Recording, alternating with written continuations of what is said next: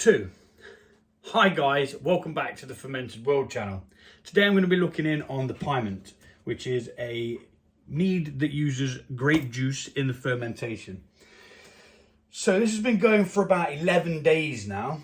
It's a bit longer than what I wanted to leave it for, but it's clearly still fermenting because it's still bubbling away. But 11 days is quite a long time, and it wasn't that much of a big starting gravity at 1.098.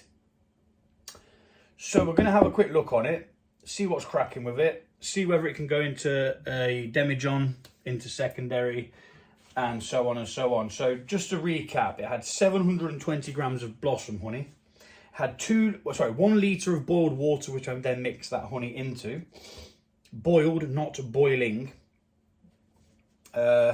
2 litres of red grape juice, just carton stuff with 100%, it's from concentrate, but it's 100% grape juice. There's no additives, preservatives or anything in there that's going to stop a fermentation. Then I added 500 grams of green grapes, which were squished, frozen and then thawed. But I didn't get around to doing it the day I wanted to do it. So they'd kind of maybe almost gone, they were close to tasting like a grape does when it's past its best. But I stuck them in there anyway, just because I wasn't going to waste them and I didn't want to bloody eat them. And with the fermentation, it might even be a good thing. We don't know yet. So also to this, I added half a teaspoon of pectolase, half a teaspoon of potassium bicarbonate, 1 tablespoon of yeast nutrients, and I can't remember whether I used a full or half a packet of yeast for this. I think I used half. I'm going to say half. Without going back, I ain't got a bloody clue because I didn't write it down. I wrote everything else down, but I didn't write that down. So let's give it a quick look then. We're going to take this off. Now, I've got a demijohn cleaned up and ready to rock and roll. So we shall see what we get on with. And unfortunately, I did overdo it with the petroleum jelly. So now I've got it all over my fingers. So I'll go clean that off. Should always have some kitchen roll handy. That's what I should do. Bit of kitchen roll handy. Perfect. Right. So that's the mat off there. And then we should be able to just lift that off. Pop it over here because we may need to put it back on, so we want to keep that clean. Ooh. That don't look too pretty, man. It don't look too pretty at all. Right, so we need a quick picture of this. Yeah, gnarly. So I may have forgot to, yes, I believe I did. I forgot to sterilise my turkey baster, so I'm going to go do that. Ta-da! So we need to take a hydrometer test. We're going to cut through them grapes there. Very gently. Try not to disturb anything.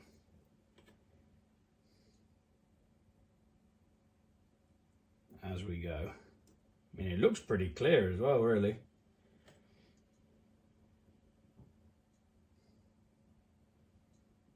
And hopefully.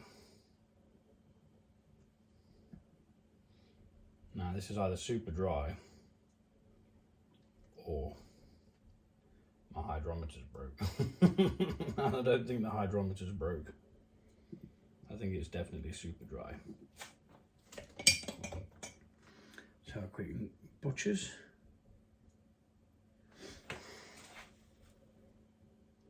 Yeah, super dry.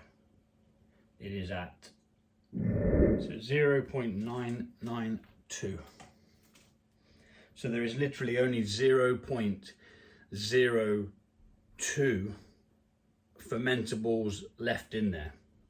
Now that's going to be super dry, but it's finished its ferment. It can't ferment any further than unless it takes that other 2 off. So what we're going to do is we're going to rack this off into the pitcher. We're then, well, actually, we're going to have a little taste of it. That's what we're going to do, dang nabbit. We're going to have a little taste of it, see what it tastes like, to then think as to whether do we want to back sweeten it with some more honey. Now, I'm not a big wine drinker, so this might be a bit nasty to me. Yeah. I don't know what it is about wine. I wanted to brew this style of mead just to say that I've done one. I know that sounds really stupid, but it was in the back of my mind like, well, I haven't done a Pyment yet, but I'm like, am I going to like it? Do I like this? Yes, but I wouldn't go out of my way to drink it.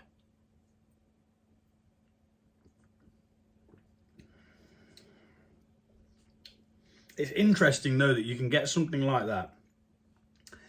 I'd really like a mate of mine to taste this once it's thing is though, you can't really age in a small thing. I'll have to do another one, a smaller batch. So yeah, this is going to go into the pitcher. We'll write down what the gravity was. We're going to add stoppers and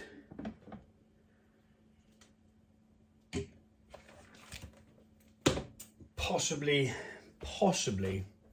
back sweeten, because at the moment it isn't nice to me. I don't like that dry grape winey thing. I like the sugars from a grape. You know, if you've eaten grapes, love them. But when the sugar's all taken away, you've got that, I can't explain it. It's almost a sourness. Or it might be like the dryness of it. Anywho, I've got a clean demijohn down there, which is what we're going to put this into.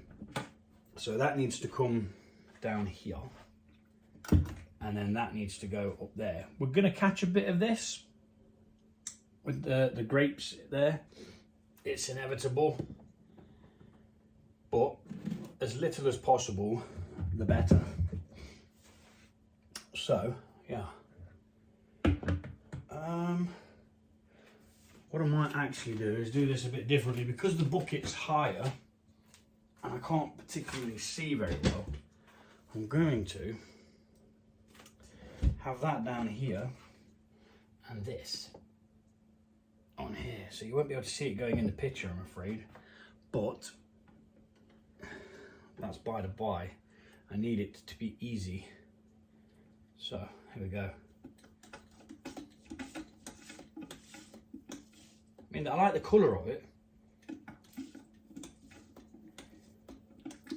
Oh, it's so hot today.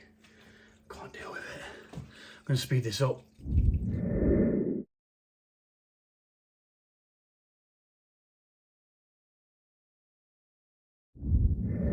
Right, so that's that racked off. Now we're going to get a Campden tablet and we're going to crush it. Just the one. You do one Campden tablet, two always come out, always. One Campden tablet per gallon. Now this is under a gallon because the fruit adds volume and it, I didn't want to dilute it anymore. So, we shall crush this down, this little Campden tablet.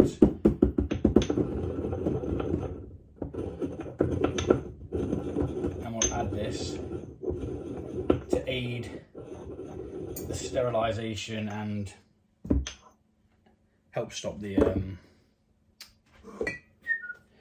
right, so I need my little flipping flopper. Can't find the correct one, so I'm gonna have to use this. So I've crushed the Campden tablet. This needs half a teaspoon. This is a quarter teaspoon, so we're gonna need two of these. Of the fermentation stopper, which chemical name is potassium metabisorbate. No, potassium sorbate this is, sorry. That one's the metabisulfate, sodium metabisulfate is the Campden tablets. Right, so we've got that in there, and then what I'm going to do, I'm going to rack into there, and then as it racks, it will mix it up as it goes. We'll still have to stir it in slightly. In fact, we could probably stir it into that. Nah, sod it, we'll stir it into that. One less part of the puzzle. So I'm going to pop this in there. Whatever we can get of it, because most of it ends up getting stuck in there. But, you know. That's life. Yeah, so as I say, I've tasted it. I'm not too impressed with it. I am going to back sweeten this. I kind of let it go as it was to go that dry deliberately, because I wanted the ABV, because it didn't have a very big start gravity of 1.098, I think it was. So yeah, to let it go fully dry was the idea. So we're going to now rack this back into there. So yeah, let's get this going.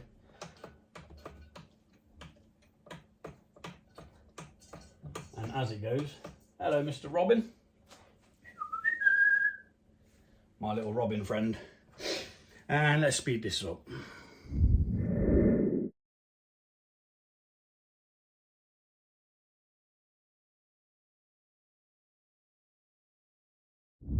Okay, so that's that racked off into there. We now need to mix in the fermentation stoppers, nice and gently, as to not cause any oxidization. And then what we're going to do is we're going to back sweeten it.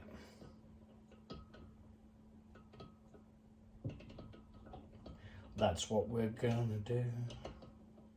So I'm going to stir this for a bit, and I'm not going to bore you with it, so I'll speed it up.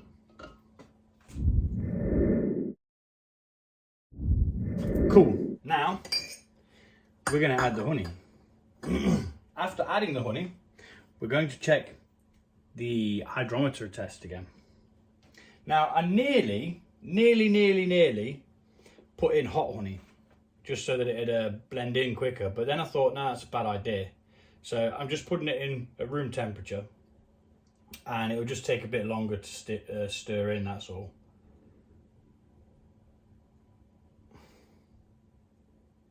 And I'm using about, I'd say, half of this, so 160 grams of acacia honey. Although there is a bit at the bottom which is solidified, so I'm going to have to actually add some hot water to that. So I'll let that drip in a sec. Right, so that's dribbled in there to the best of its ability. And now I've got some sugary water with the bit that was left, because a bit of it is solidified. Now I did use a bit of warm water, so I had to add a bit of cold. I wouldn't normally add any water to this at this point, but I felt like I needed to get the rest of the honey out. So it won't hurt it, it will just dilute it if anything, which, you know, it is what it is. So now we're going to mix that honey in, which can take some time. So I'm going to speed this bit up again.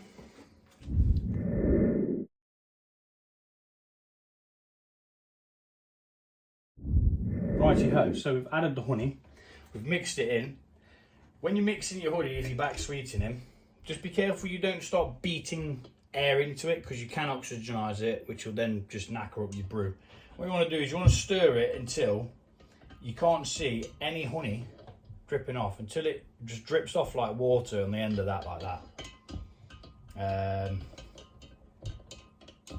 And we also mix as well. Why I was mixing earlier on was to mix in the fermentation stoppers, but also at the same time to decarbonize, degas the beverage of any like natural carbon that's kind of just stuck in the mix there. So that can be moved now, and we're going to have a test. Sorry, we're going to have a taste. Then we're going to have a little bit of a hydrometer. In fact, I'll fill the hydrometer tube and then take a test sample from that. We'll do it all in one go. Now remember, this sugar that we've added isn't to be fermented.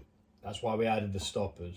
And some people say you should wait a few days for the stoppers to work before adding it. But if it ferments a couple more points, I'm not really that bothered. Really not that bothered.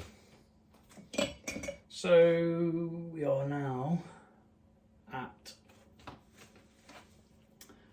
1.002468.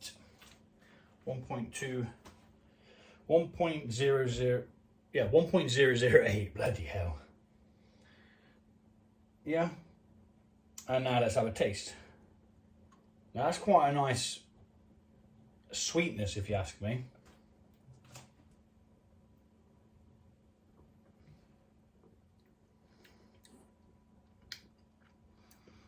That's where we're at.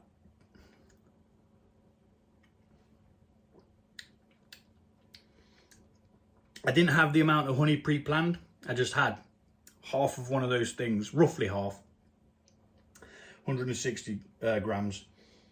Or is it in mil? No, it's in grams. And I just thought, you know, that's going in there. And it's worked out all right.